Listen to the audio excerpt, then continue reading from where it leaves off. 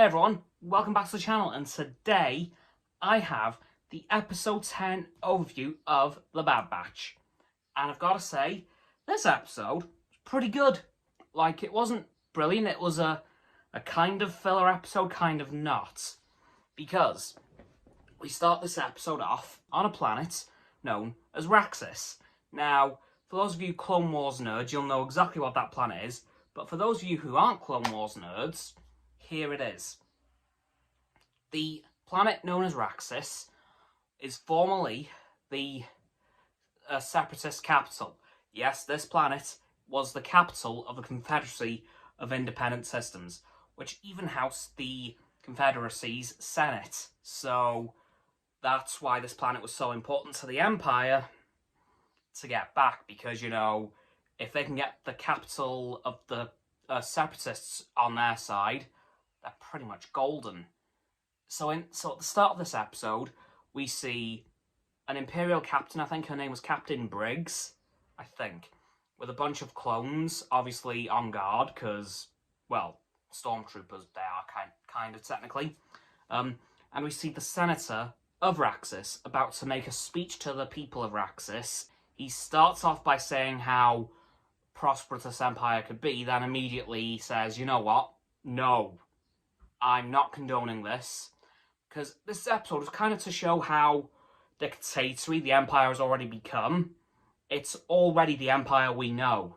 Just the aesthetics of it are still Republic-y. But this is the Empire that we know from the original trilogy. This is the super dangerous, completely tyrannical, totally dictatorship Empire that we know from the original trilogy. And we see that in full force in this episode, with this little moment. Once the people of Raxis start causing trouble, they send in 3 ATTs to deal with the matter. Yep. Yeah, so that was quite sad to see, because all these vehicles were all symbols of hope during the Republic. Now they're symbols of repression. Which is really sad to see. But time goes on, the Republic's now gone. Here we are. And then we see back on Ord Mantell that the Bad Batch have decided to head back there to lay low for a while, because now there's 2 bounty hunters after Omega. They're kind of worried about how many more could be on their way. So they decide, right, let's lie low for a bit. Then Sid immediately throws them into a mission, which is to help the Senator of Raxis free his capture from the Empire. So he's captured on his own planet, in his own home. So they've now got to try and free him.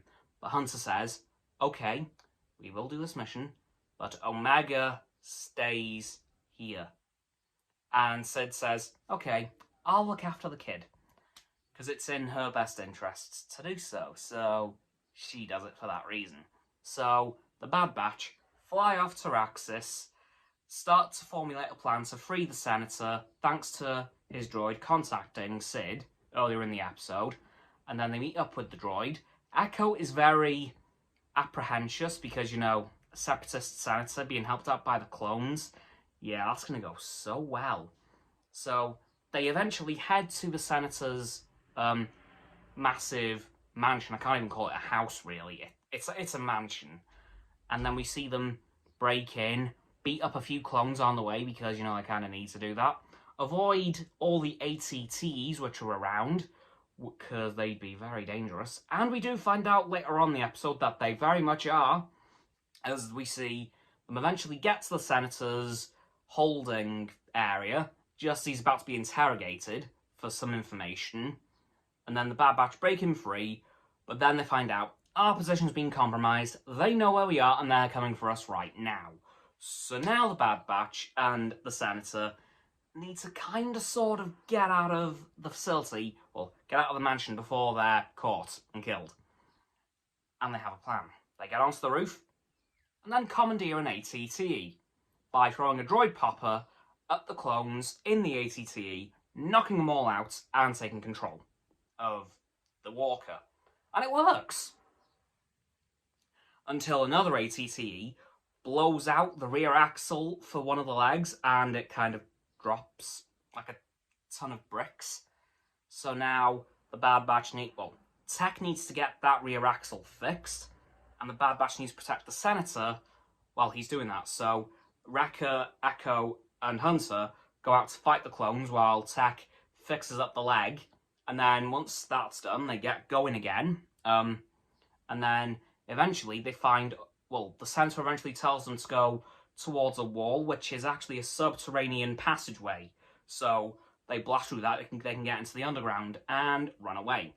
But just as that happens, we cut back to Old Mantell, and we see Omega playing Dejarik. Now, if you don't know what Dejarik is, it's the holographic chess that was seen on the Millennium Falcon in Episode 4, New Hope, and Episode 9, The Rise of Skywalker. So it's the holographic chess that Chewie, R2, and 3PO were playing, and Finn, Poe, and Chewie were playing in Episode 9. So, yeah, that's what Dejarik is. And she's kind of a beast at it.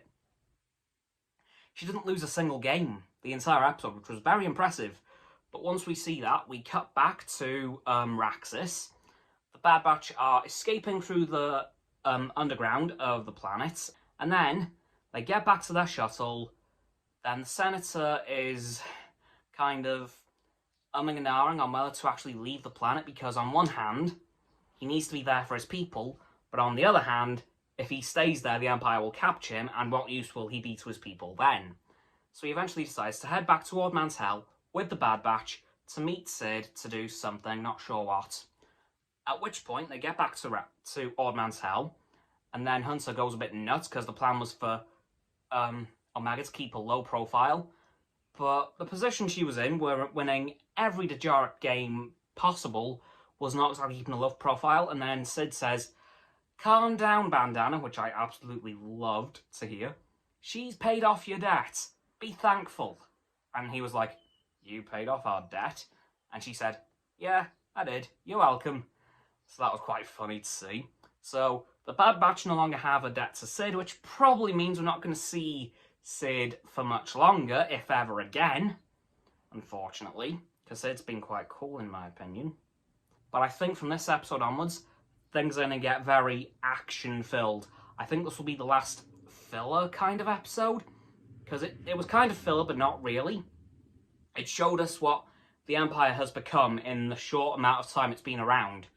So we got that, but apart from that, it was all kind of fillery, so not much plot-wise, but I think from this episode to the end, it will just be action through and through and through. We will see stuff happen every episode that will eventually affect the final episode. Again, you all know my predictions for that. And yeah, that's going to do it for this overview, and that's going to do it for this video. So as always, people, don't forget to like this video, subscribe to mine and Roxanne's YouTube channel. Her link is in the description. My sub button is down there. Yep, that big red one, unless you've already subbed. And it's grey. Thanks for that, by the way.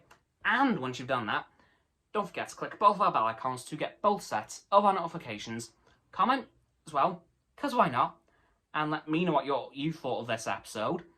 Once you've done that, don't forget to follow me on Facebook, Twitter, Instagram, and Stereo, which are in the link tree. Don't forget to follow as well Roxanne on her blog and Frost on his Instagram.